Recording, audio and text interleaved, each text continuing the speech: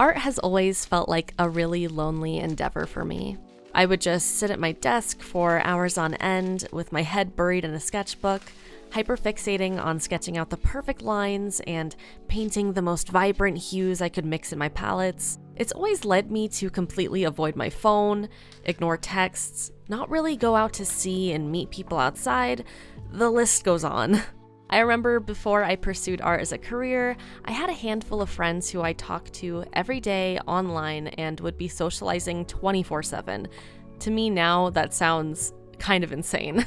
But the longer I found myself draining my life force by staring at my tablet, the fewer friends I was surrounded with by the end of it.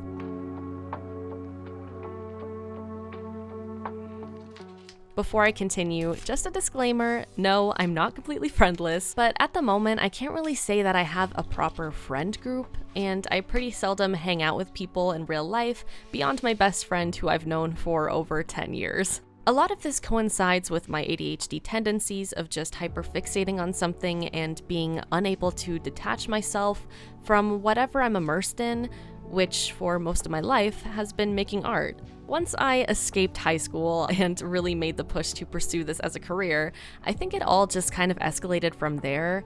I've always been a bit of an ambivert, but immersing myself this deeply into my craft really just turned me into a bit of a hermit, for lack of a better term.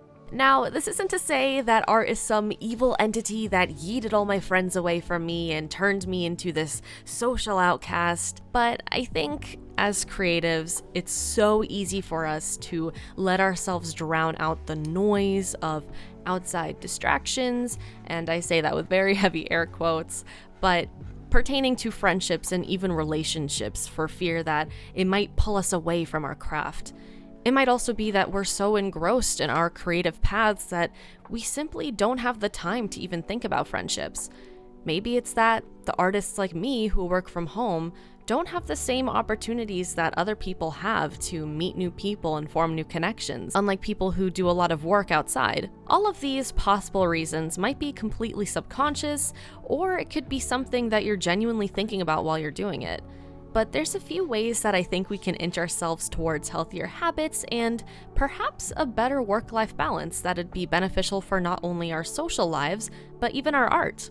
Ooh, sounds enticing, I know.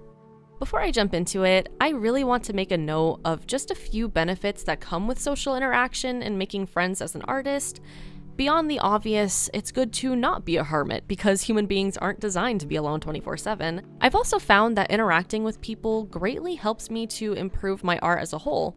I'll delve more into this concept later on in this video, but engaging with other people has helped me grasp so much more about human anatomy, facial structure, and how our individual personalities can actually show on our faces, which conveniently bleeds into my knowledge as an artist and expands my mental library.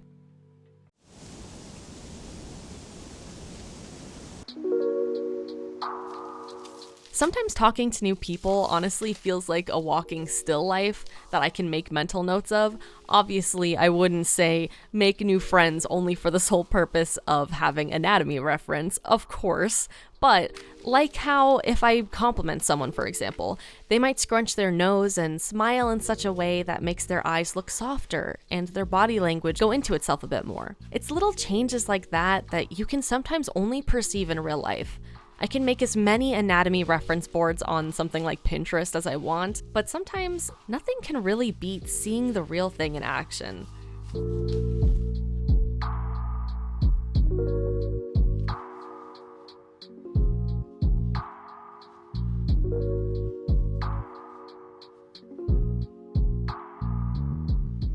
I've also found that talking to people can greatly increase my inspirational juices, for lack of a better word. Chatting with friends or meeting new people can fill my head with new ideas, new interests to take on that can directly affect my art, and can even open the door for new opportunities to express myself in different ways. I think that's also why I love making friends with fellow artists, because we can really just bounce off of each other and it's a really great time.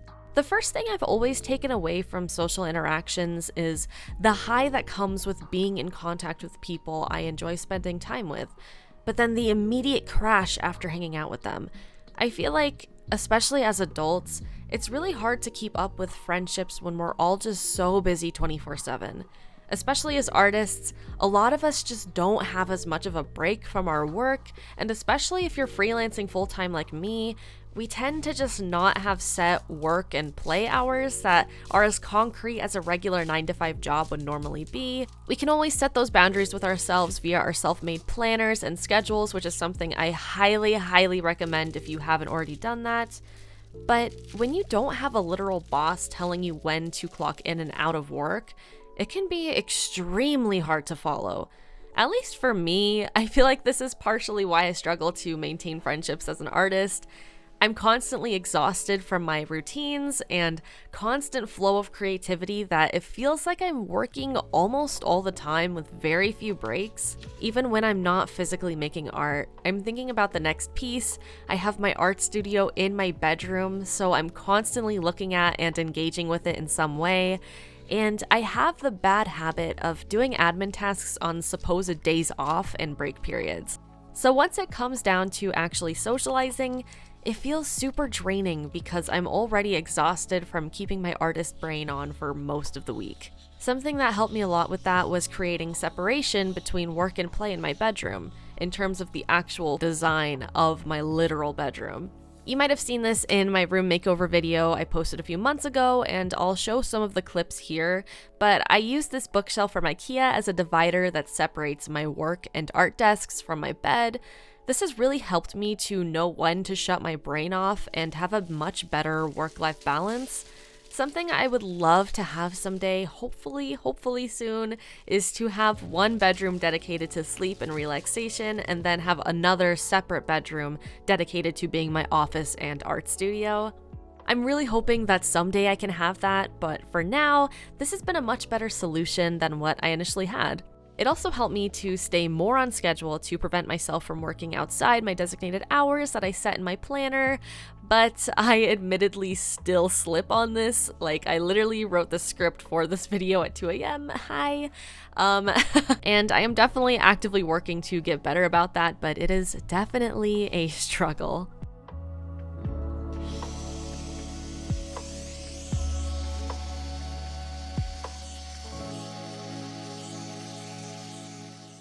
Another reason why I tend to lead a more lonely life as an artist is that I tend to examine strangers from an outside perspective. That sounds a bit confusing, so let me explain. As an artist, I tend to analyze a lot of the things I see and hear a lot more closely. This bleeds into my conversations and meeting new people. I think it's always been hard for me to make new friends because I struggle a bit with injecting myself into an active conversation and speaking up more. I find it much more interesting to hang back and examine someone new, analyzing them and learning more about them via their own stories, mannerisms, and how they carry themselves. I tend to be a very loud person when I get to know someone, but I'm definitely a lot more shy with strangers and have always preferred listening over speaking with new people. I think that's why I always get along so well with extroverts and people who are very engaging on their own, because they tend to bring out my own personality more and give me an entry point to speak up as well. I feel like human beings are like walking pieces of art. I mentioned the concept of perceiving people in real life and taking mental notes of their unique characteristics earlier, so I wanted to delve deeper into that concept. We all come in so many different shapes and sizes, with so many unique features, textures, colors, etc., that it's always fascinated me to just observe someone new as I get to know them. That sounds a little creepy. I promise it's nothing weird. Let me explain it further. I just really enjoy talking when I'm more comfortable, but when I'm with someone new, I definitely think that curiosity doubled with my shyness has prevented me from becoming closer to new people that I meet, which is a bit of a bummer. One method that I found really helps is to become a curiosity machine. I've been learning to ask people more questions when they come up in my head to keep my conversations more engaging while still allowing me to observe and listen the way that I like to. And it also opens up the other person to ask me things in return, so we both learn more about each other, and it's a win-win situation where we're kind of like bouncing off each other's energies. Obviously, no conversation can be perfect, and you may meet people who don't really reciprocate the same energy as you, but I think there's no harm in learning how to engage in more unique ways with more people.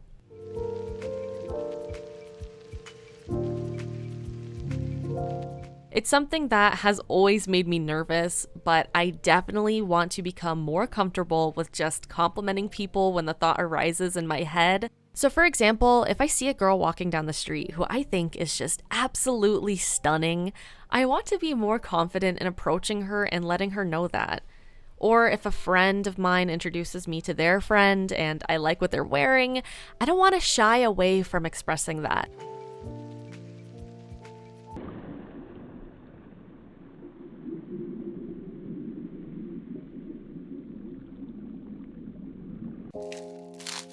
"2023 and beyond are really the years where I want to be more open and daring.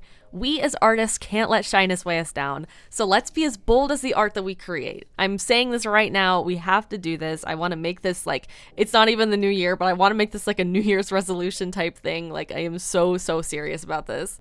Something that I know has actually helped me a lot, especially if you want to pursue art professionally, is to build up a network on sites like LinkedIn or even chat servers like Discord. It's actually pretty easy to start meeting fellow creatives online, whether that be through professional outlets like I mentioned or through fandom spaces on Twitter. Even if you aren't able to hang out with them in person, if you find yourself living a really lonely life, gaining some online friendships and even networking online can help you drastically improve your social skills and make you better prepared for when you do actually interact with people in real life. Once you've done that, you can move on to going to places like coffee shops or libraries or even conventions and things like that to practice your craft and see if someone approaches you. I've noticed that making art in public is actually a very big conversation starter. Someone will see me drawing or sitting with my sketchbook open somewhere and get super curious and want to ask me about it. Now, if that kind of social interaction is not your thing, which I totally understand because it can be very startling and daunting, you can also consider going to these places with a friend you already have and do something called body doubling to be not only productive but more social. I'm sure a lot of you may not know what body doubling is. It's actually a term coined in neurodivergent spaces, but it's the practice where you have a friend joining you while you're trying to complete a task, and you also have them work on their own tasks in the same space as you to help boost productivity and focus. It's proven to help keep yourselves on track while also giving you the social benefits of another person being in your space. It really helps people like me who have ADHD and neurodivergency in general, and I really recommend it even if you're somebody who isn't neurodivergent because it's very helpful in my opinion.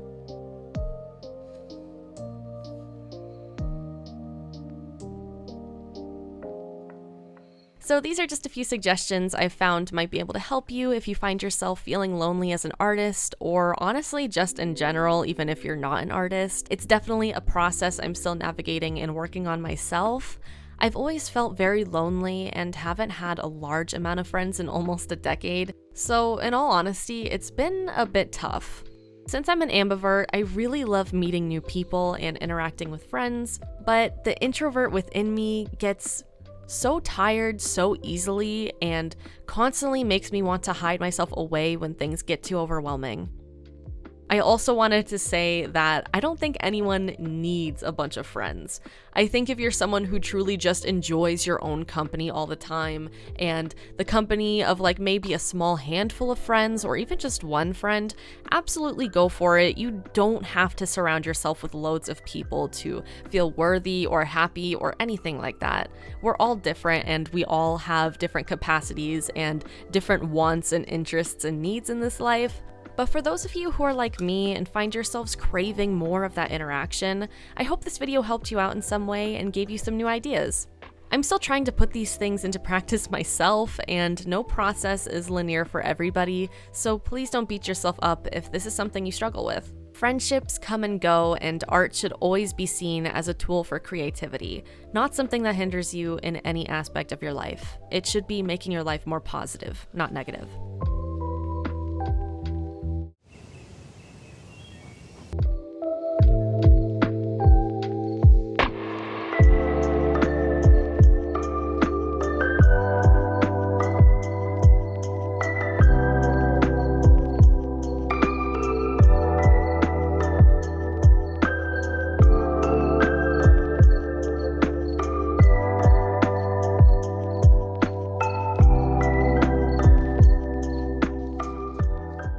thanks so much for watching this video. If you liked it, be sure to share, like, and subscribe to my channel if you want to see more content like this from me. And let me know in the comment section below if you have any thoughts on the concept of loneliness and what you do to feel more connected with people. Also, let me know if you have any other topic suggestions for me to do in new YouTube videos, because I always love getting some inspiration from you guys. Until next time, my friend.